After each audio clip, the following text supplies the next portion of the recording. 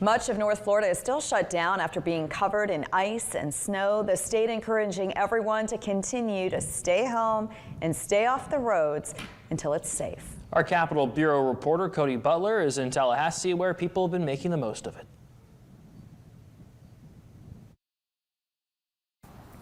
This is a record-breaking winter storm for the state of Florida, with several inches of snow measured in the western panhandle.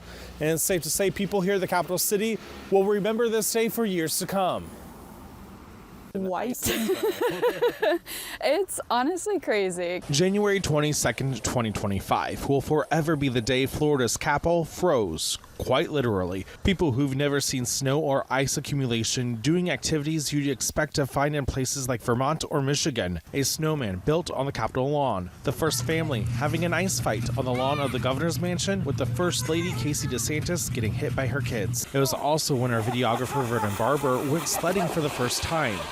It was Bethany Morris's first time too. Little like frightening, just because you can't really slow down. So I was like worried I would go into the road. While it may look beautiful, the roads are still dangerous. The Florida Highway Patrol says they responded to 170 crashes in 20 hours. Many crashes, like this jackknife semi west of Tallahassee Wednesday morning, shut down I-10. The Florida Department of Transportation working on clearing the snow with its 11 plows and the State Guard. Governor Ron DeSantis says those are for state roads. Local and county roads will be much worse.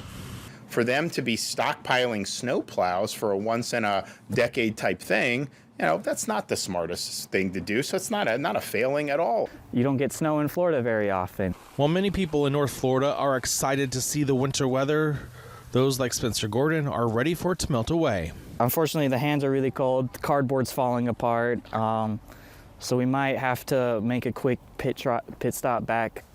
As for when everything will reopen, including state government, that will be determined on when everything melts, because local municipalities don't have the equipment to clear the snow, so they have to wait for it all to melt.